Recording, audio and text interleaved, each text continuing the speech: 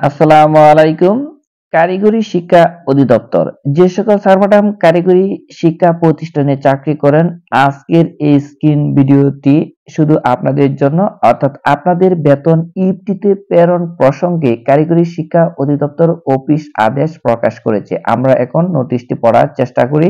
প্রিয় sir madam, বিষয় কারিগরি শিক্ষা অধিদপ্তরাধীন শিক্ষা প্রতিষ্ঠানের এমপিওভুক্ত জনবলের বেতন বাতাদি ইএফটিতে প্রেরণ প্রসঙ্গে উপযুক্ত বিষয়ের আলোকে জানানো যাচ্ছে যে কারিগরি শিক্ষা অধিদপ্তরাধীন শিক্ষা প্রতিষ্ঠানের এমপিওভুক্ত জনবলের বেতন বাতাদি মে 2025 মাস হতে আইবাস ডাবল প্লাসের মাধ্যমে ইএফটি তে প্রেরণের সিদ্ধান্ত গ্রহণ করা হয়েছে। অর্থাৎ প্রিয় স্যার ম্যাডাম, আপনারা কিন্তু মে মাসের বেতন ইফটিতে পাবেন।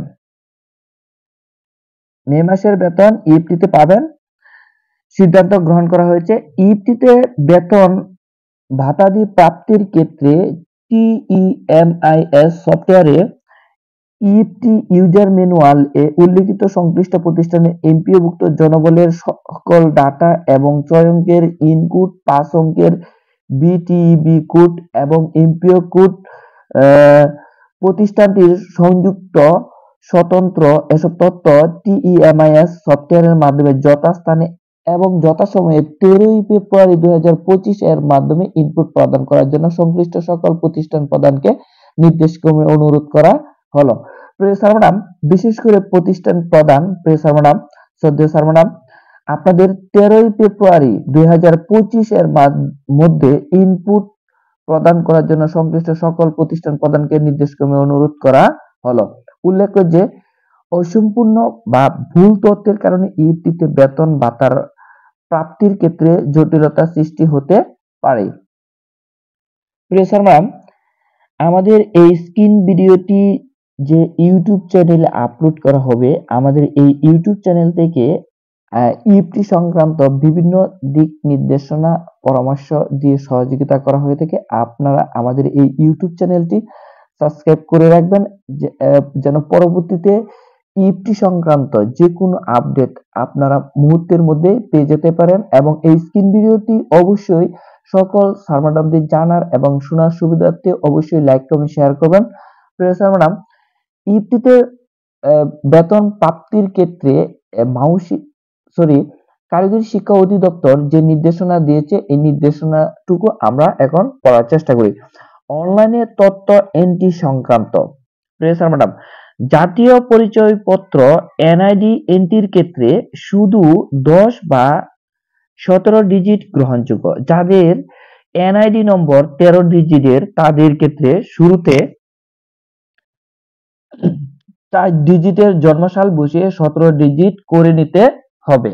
অর্থাৎ যাদের এনআইডি কার্ড 13 ডিজিটের, তারা সে সকল স্যার ম্যাডাম আপনারা কি করবেন, 13 ডিজিটের এনআইডি কার্ডের ক্ষেত্রে আপনারা 13 ডিজিটের পূর্বে জন্মসালটি বসিয়ে 17 ডিজিট করে নেবেন।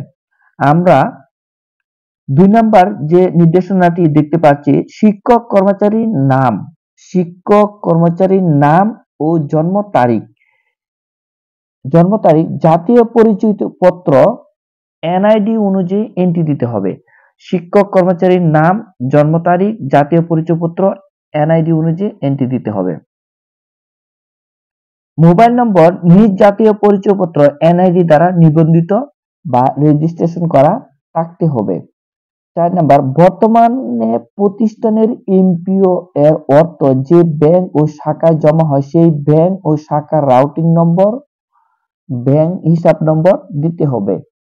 ব্যাংক হিসাব নম্বর 13 থেকে 17 ডিজিটের মধ্যে হবে। 6 নাম্বার, ব্যাংক হিসাবের নাম এন্ট্রির ক্ষেত্রে শুধু ইংরেজি অক্ষর এ হতে জেড লেখা যাবে।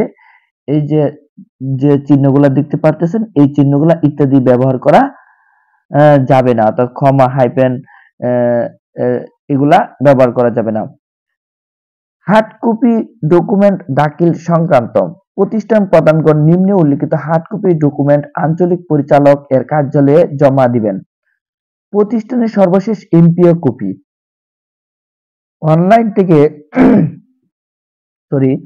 অনলাইন থেকে ডাউনলোডকৃত প্রতিষ্ঠানের রিপোর্ট কর্মরত সকল শিক্ষক কর্মচারীর স্বাক্ষর সহ অনলাইন থেকে ডাউনলোডকৃত প্রত্যেক শিক্ষক কর্মচারী পৃথক পৃথক রিপোর্ট সংশ্লিষ্ট শিক্ষক কর্মচারীর স্বাক্ষর সহ শিক্ষক কর্মচারীর জাতীয় পরিচয়পত্র এনআইডি এর ফটোকপি প্রতিষ্ঠান প্রদান কর্তৃক সত্যায়িত। প্রত্যেক শিক্ষক কর্মচারীর ব্যাংক চেকের কভার পাতার ফটোকপি প্রতিষ্ঠান প্রদান কর্তৃক সত্যায়িত। প্রিয় স্যার ম্যাডাম,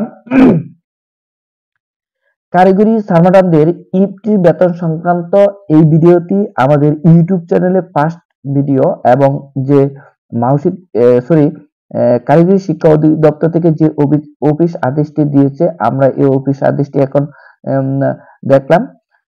প্রিয় স্যার ম্যাডাম, যে সকল স্যার ম্যাডাম কারিগরি শিক্ষা অধিদপ্তরের আন্ডারে চাকরি করেন এবং ইফটিতে আপনার বেতন ভাতার জন্য ইফটি ফর্ম পূরণ করবেন, আপনারা অবশ্যই আমাদের ইউটিউব চ্যানেল